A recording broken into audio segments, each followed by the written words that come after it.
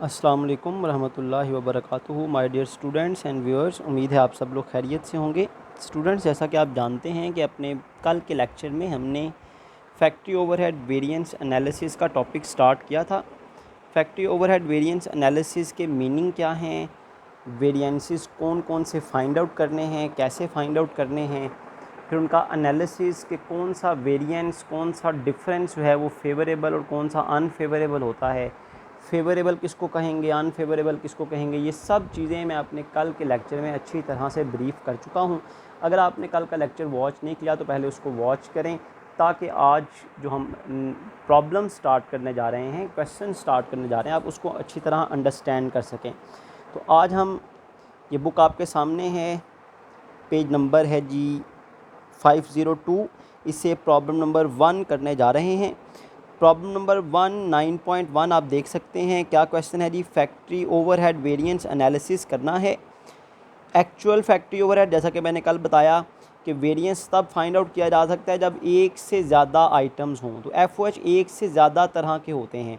जैसा कि मैंने बताया कि 3 तरह की एफ होती है: एक्चुअल एफ, बजटेड एफ और अप्लाइड एफ। देखें, इस क्वेश्चन में तीनों गिवन है: actual F, budgeted allowance based on capacity attain, जैसे मैंने कल भी बताया था, और applied F.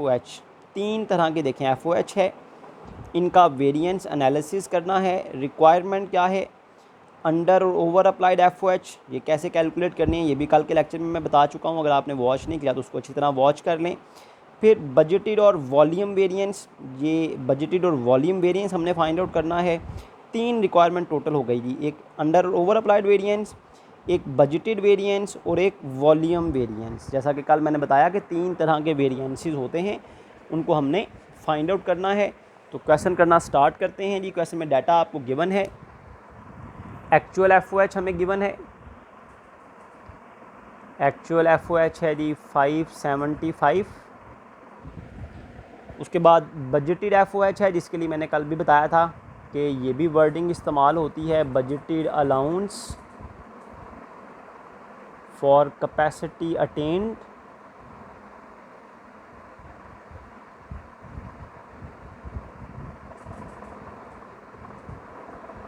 Budgeted allowance for capacity attain, या इसके लिए सिर्फ बजटेड एफ के लिए की वर्डिंग भी इस्तेमाल होती है, ये है 640। और फिर है applied F, applied factory overhead है जी 560। तो ये 3 तरह की एफ हमें दी गई है। रिक्वायरमेंट ये है जी कि हमने फैक्ट्री ओवरहेड वेरिएंस एनालिसिस करना है। फर्स्ट रिक्वायरमेंट है जी, हमने ओवर या under applied F find out करनी है। ओवर और under applied F find out करनी है। अब ओवर और अंडर अप्लाइड एफ कैसे फाइंड आउट होती है ये भी मैंने कल बताया था। एनीहो आज मैं दोबारा बता देता हूँ। उसके बाद बी पार्ट में आपने 2 अलाउंस जो है वो फाइंड आउट करने हैं वेरिएंसेस। एक है बजट वेरिएंस, बजटेड वेरिएंस,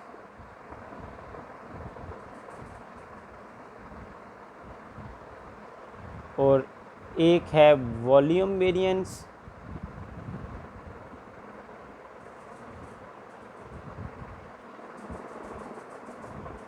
तो ये 3 वेरिएंसेस हमने फाइंड आउट करने हैं। कैसे फाइंड आउट करने हैं आपको ये पता होना चाहिए कि ओवर और अंडर अप्लाइड एफ कैसे फाइंड आउट होता है। ओवर और अंडर अप्लाइड 2 तरह की एफ देखें, 3 तरह की एफ आपके पास है: 1 2 3। एक एक्चुअल एफ, एक बजटेड एफ और एक अप्लाइड एफ। ओवर और under applied F find out करने के लिए आपको कंपैरिजन करना होता है एक्चुअल फैक्ट्री ओवरहेड का और अप्लाइड फैक्ट्री ओवरहेड का।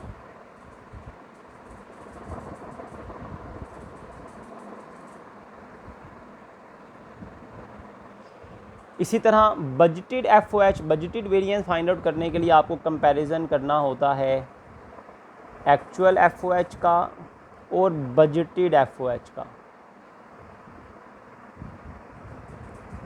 इनका कंपैरिजन करना होता है।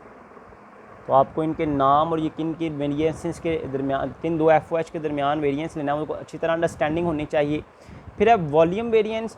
वॉल्यूम वेरिएंस दो तरह की FOH के दरमियान है, बजटेड FOH और अप्लाइड FOH, इन दोनों के दरमियान।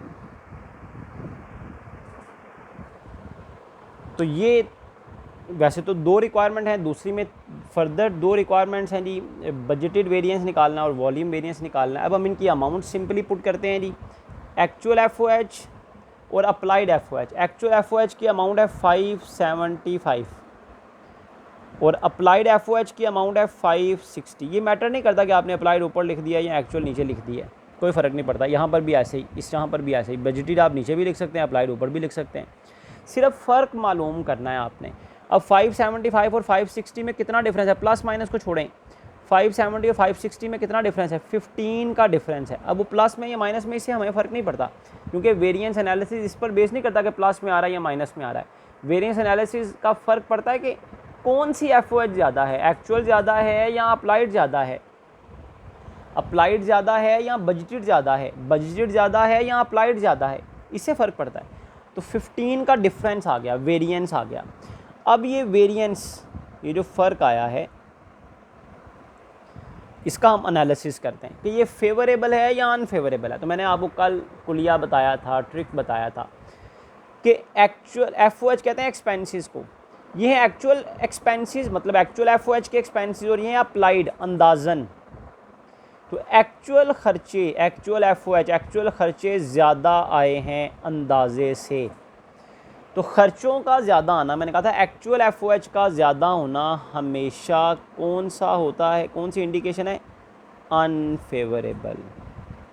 तो दिस इज़ अनफेवरेबल वेरिएंस, क्योंकि एक्चुअल ज़्यादा है, एक्चुअल ख़र्चे ज़्यादा हैं। तो एक्चुअल ख़र्चों का ज़्यादा होना क्या होता है, अनफेवरेबल। उसके बाद आ जाएं जी यहाँ पर एक्चुअल FOH, बजटेड वेरिएंस पर आ जाएं। एक्चुअल FOH कितनी है, 575, बजटेड FOH कितनी है, 640। इनका कितना डिफरेंस आ रहा है, वो डिफरेंस फाइंड आउट करें, प्लस या माइनस से फ़र्क नहीं पड़ता। 575 और 640 में कितना डिफरेंस है, डिफरेंस है 65 का, 65 का, ये वेरिएंस है, फ़र्क है। अब बताना ये है, एनालिसिस ये करना है कि ये फेवरेबल है या अनफेवरेबल है। तो आपके पास एक्चुअल है ना, मैंने बताया था जब एक्चुअल होगा ना तो आपने देखना एक्चुअल ज़्यादा है या कम है। तो एक्चुअल कम है, एक्चुअल खर्चे कम हैं, एक्चुअल FOH के एक्सपेंस कम हैं, बजटेड ज़्यादा थे, बजट जब बनाया तब ज़्यादा थे, जो एक्चुअली खर्चे हुए वो कम हैं। तो मैंने क्या बताया था जी, एक्चुअल FOH का कम आना हमेशा फेवरेबल होता है, हमेशा फेवरेबल होता है। जब भी किसी वेरिएंस में एक्चुअल FOH आ जाएगी ना, तो आपने एक्चुअल को देखना है।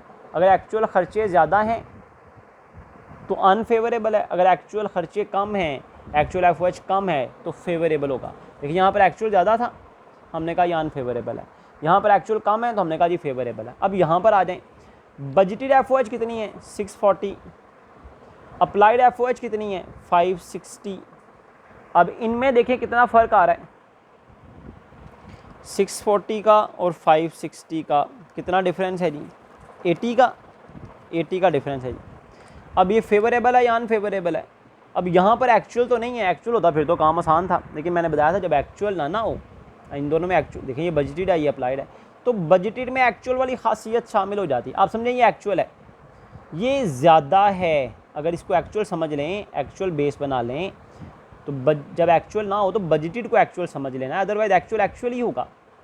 ये ज़्यादा है, बजटेड ज़्यादा है, बजट का ज़्यादा होना, सॉरी बजटेड का ज़्यादा होना मतलब एक्चुअल का ज़्यादा होना, that is called unfavourable, unfavourable variance. तो ये क्वेश्चन आपका यहाँ पर क्वेश्चन नंबर 1 कंप्लीट हो गया।